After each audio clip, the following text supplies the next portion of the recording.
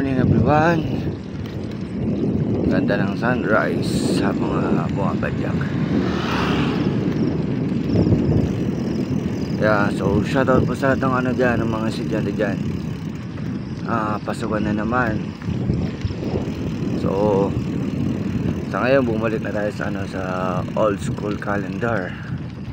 Nung saan ito yung dating school calendar natin noong wala pa ang K-12. Yan. Saka lang kasi nabago ang ng school calendar natin no meron na ang K-12. Nung nagkaroon na hindi sakto bang K-12 nun? Isa pa rin yung idea ko, or nung nagkaroon ng pandemic di ko na maalala tuloy yung eksaktong mga detalye. Yan.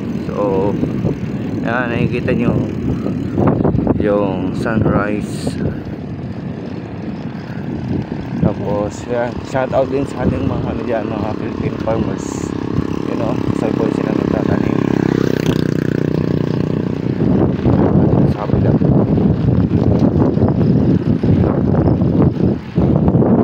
Yan o dito.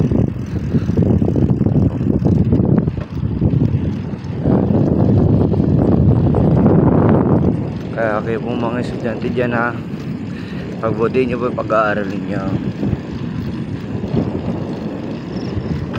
kasi hirap na hirap po yung mga magulang ninyo na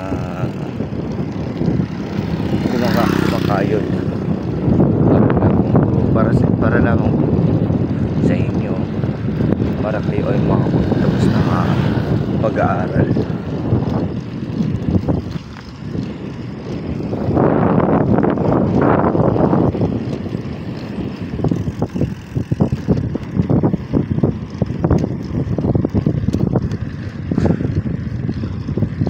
Ayon ito medyo halos gigising ko lang, kaya parang wala pa ako sa akin magsalita.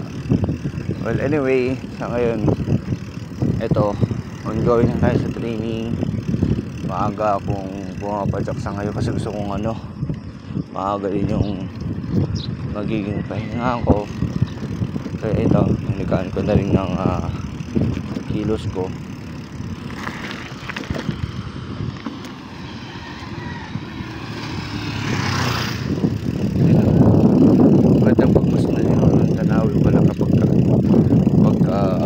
Liwayway.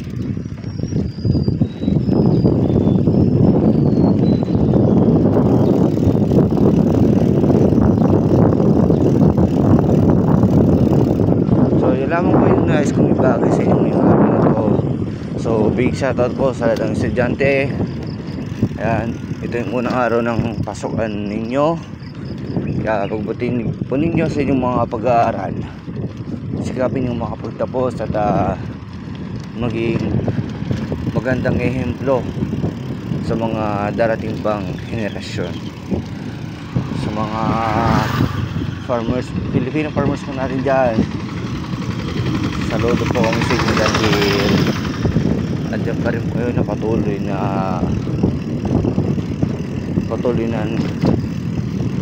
nagpupunla at nagtatanim ng mga hainabag sa ating lamesa sa bawat araw na dumaraan. So yun lamang po, God bless po sa ating lahat.